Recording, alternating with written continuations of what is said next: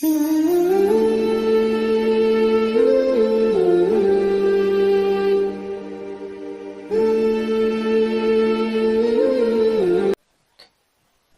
علیکم ورحمۃ اللہ وبرکاتہ۔ نحمدہ ونصلی علی رسولہ الکریم، اما بعد فاعوذ باللہ من الشیطان الرجیم، بسم اللہ الرحمن الرحیم۔ تدبر سورہ رحمان، پارٹ 11۔ ذواتا افنان، ٹرانسلیشن ہے جن میں بہت سی شاخیں ہوں گی۔ جنت کے باغ میں بہت سے درخت ہیں جن کی شاخیں نہایت گھنی ہیں۔ کسی بھی علاقے کے گھنے سایہ دار درخت اس علاقے کی پراپرٹی کی مالیت، خوبصورتی اور پوش ہونے کی نشاندہی کرتے ہیں۔ درخت کسی جگہ کو پراسرار بناتے ہیں کیونکہ درخت منظر کو چھپا دیتے ہیں۔ فَبِأَيِّ آلَاءِ رَبِّكُمَا تُكَذِّبَانِ، پھر تم اپنے رب کی کن کن نعمتوں کو جھٹلاؤ گے، کن کن معجزات کا انکار کرو گے، کتنے انعامات و کرامات اور لطف و کرم کو جانتے بوجھتے جھٹلاؤ گے۔ فیہما عینان تجریان، ان دونوں میں دو چشمے جاری ہوں گے۔ کسی بھی آبشار کے قریب پہنچنے سے پہلے ہی آپ اس کی آواز سن سکتے ہیں۔ انسانوں کو آبشار، رواں پانی اور چشموں کے پاس جا کر ویسے ہی اچھا لگتا ہے۔ جب آپ کسی خوبصورت جگہ چھٹیوں میں جائیں تو آپ ان لوگوں کے ساتھ جانا چاہتے ہیں جن سے آپ محبت کرتے ہیں۔ جنت میں ایک لطف آپ کے ساتھ آپ کے دوست احباب کا ہونا بھی ہے۔ ان باغات کا اصل لطف ہی ہمارے ساتھ موجود ہمارے اپنوں کا ہونا ہے۔ فَبِأَيِّ آلَاءِ رَبِّكُمَا تُكَذِّبَانِ، پھر تم اپنے رب کی کن کن نعمتوں کو جھٹلاؤ گے، اپنے رب کی کن کن نعمتوں کا، کتنے ہی معجزات کا انکار کرو گے، کتنے انعامات و کرامات اور لطف و کرم کو جانتے بوجھتے جھٹلاؤ گے۔ فیہما من کل فاکہۃ زوجان، ان دونوں میں ہر میوہ کی دو قسمیں ہوں گی۔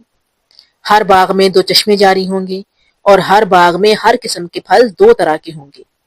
ہمارے لوگوں کو تبدیلی، ورائٹی بہت پسند ہے، وہاں بھی ورائٹی ملے گی۔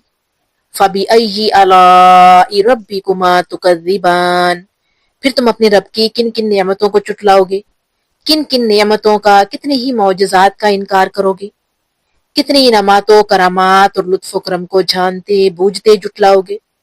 سورہ بقرہ میں اللہ تعالیٰ نے ہمیں بتایا کہ ہم جنت کے پھل کھائیں گے تو کہیں گے یہ تو وہی ہے جو ہم دنیا میں کھایا کرتے تھے، لیکن بخدا اس کا ذائقہ بہت مختلف ہے۔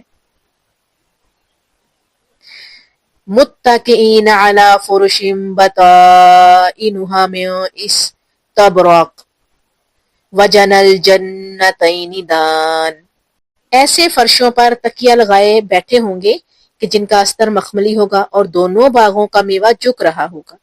رگ، قالین وغیرہ گھروں کے اندر رکھے جاتے ہیں، باہر نہیں، کیونکہ باہر یہ خراب ہو جائیں گے۔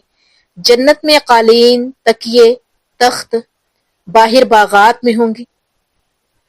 جنت کے اندر قالین ہوں گے، تکیے ہوں گے، لیکن تخت باہر باغات میں ہوں گے، کیونکہ دنیا میں یہ تکیے، غلاف وغیرہ وہ چیزیں ہیں جنہیں سامنے سے دکھایا جائے تو قیمتی لگتی ہیں، مگر ان کے اندر سستا میٹیریل ہوتا ہے، ان کو بناتے ہوئے سستا میٹیریل استعمال ہوتا ہے۔ اللہ تعالیٰ ان تکیوں اور غلافوں کے اندر کی بات کر رہے ہیں کہ وہ اندر سے بھی مہنگے، قیمتی، کم خواب اور ریشم کے بنے ہوئے ہیں۔ پھل جو درختوں کی شاخوں پہ لدے ہوں گے وہ نہایت اونچے ہوں گے، لیکن وہ شاخیں جھک جائیں گی کہ آپ تخت پہ بیٹھے بیٹھے ہی انہیں پکڑ لیں۔ دوسرے لفظوں میں شاخیں اس قدر جھکی ہوں گی کہ آپ کو پھل توڑنے کے لیے تگ و دو نہیں کرنی پڑے گی۔ سبحان اللہ۔ فَبِأَيِّ آلَاءِ رَبِّكُمَا تُكَذِّبَانِ، پھر تم اپنے رب کی کن کن نعمتوں کا، کتنے ہی معجزات کا انکار کرو گے، کتنے انعامات و کرامات اور لطف و کرم کو جانتے بوجھتے جھٹلاؤ گے۔ فِيهِنَّ قَاصِرَاتُ الطَّرْفِ، تو طرفی لم یطمثہن انس قبلہم ولا جان، ان میں نیچی نگاہوں والی عورتیں ہوں گی، نہ تو انہیں ان سے پہلے کسی انسان نے اور نہ کسی جن نے چھوا ہوگا۔ لفظ شریک حیات ایک اسم ہے لیکن آیات میں صفت کے طور پر استعمال کیا گیا ہے۔ وہ جو اپنی نظریں جھکائے رکھے، اپنی نظروں کی حفاظت کرے۔ جب اللہ تعالیٰ شریک حیات کے متعلق جنت کا ذکر کرتے ہیں تو اللہ تعالیٰ ہمیں اس دنیا میں ایک مثالی شریک حیات کے بارے میں اشارہ دیتے ہیں۔ جب اللہ تعالیٰ آپ کو ایک مثالی اور کامل شریک حیات کے متعلق بتاتے ہیں تو وہ آپ کو سکھا رہے ہیں کہ اس دنیا میں آپ کا کردار کیسا ہونا چاہیے۔ دوسرے لفظوں میں وہ اپنی نظروں کی حفاظت کرتے ہیں اور اپنے شریک حیات کے علاوہ کسی کو نظر بھر کر نہیں دیکھتے۔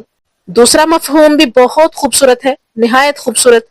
اگر آپ اپنی شادی کے پہلے ہفتے کے متعلق سوچیں بھی تو آپ کو بے چینی اور خوشگوار گھبراہٹ سی محسوس ہوتی ہے۔ تب شوہر اور بیوی کے مابین حیا کا رشتہ ہوتا ہے۔ جنت میں یہ محبت، خوشی و بیتابی کبھی ختم نہ ہوگی۔ یہ آیت دوبارہ سے یہ واضح کرتی ہے کہ ایک جنت انسانوں کے لیے ہے اور ایک جنت جنات کے لیے۔ اس کے علاوہ آج کے دور میں جس قدر شادیاں ختم ہو رہی ہیں اور معاشرے کی تباہی کا باعث بن رہی ہیں، ہم اس کے بارے میں جانتے ہیں۔ نوجوانوں کے لیے خود کو پاکیزہ رکھنا مشکل ہو گیا ہے۔ اگر آپ شادی سے پہلے خود کو پاک نہیں رکھتے تو اس بات کی کوئی گارنٹی نہیں کہ شادی کے بعد آپ خود کو پاک رکھ پائیں گے۔ شادی کوئی جادو نہیں ہے جو آپ کو ایک دم سے صالح انسان میں تبدیل کر دے گی۔ نہایت اعلیٰ منظر کشی کی جا رہی ہے جنت کی۔ درخت، چشمے، خوبصورت شریک حیات جن کی حیا کی صفت کو نمایاں کیا گیا ہے۔ اگر یہ سوال کیا جاتا ہے کہ مردوں کے لیے جنت میں خوبصورت بیویوں کا ذکر ہے لیکن خواتین کے لیے ان کے شوہر کے ساتھ کا جنت میں ذکر کیوں نہیں ہے؟ علماء کرام کے اس بارے میں بہت سی مختلف آراء ہیں۔ میری ذاتی رائے، اور جس سے ہرگز یہ ضروری نہیں ہے کہ آپ متفق ہوں، ہرگز یہ ضروری نہیں ہے کہ آپ بھی متفق ہوں، کہ اللہ تعالیٰ سورہ آل عمران میں مردوں کی خواہشات کے متعلق نہایت تفصیل سے بات کرتے ہیں۔ خواتین کا ذکر جب بھی قرآن میں آیا ہے تو گفتگو کھلے لفظوں میں ہے مگر واضح نہیں ہے، جو یہ ظاہر کرتا ہے کہ خواتین کی خواہشات مرد حضرات سے کہیں زیادہ پیچیدہ ہیں۔ ایک عورت کی سب سے بڑی خواہش ایک خوبرو شوہر کا ساتھ ہو بھی سکتی ہے اور نہیں بھی ہو سکتی۔ اہل ایمان کو اطمینان حاصل ہونا چاہیے، کیونکہ اللہ تعالیٰ قرآن میں فرماتے ہیں تمہیں وہ دیا جائے گا جس سے تم راضی ہو جاؤ گی، اور یہ آیت صرف مرد یا عورت کے لیے نہیں بلکہ سب کے لیے ہے۔ فَبِأَيِّ آلَاءِ رَبِّكُمَا تُكَذِّبَانِ، پھر تم اپنے رب کی کن کن نعمتوں کو جھٹلاؤ گے، کن کن نعمتوں اور کتنے ہی معجزات کا انکار کرو گے، کتنے ہی انعامات و کرامات اور لطف و کرم کو جانتے بوجھتے جھٹلاؤ گے۔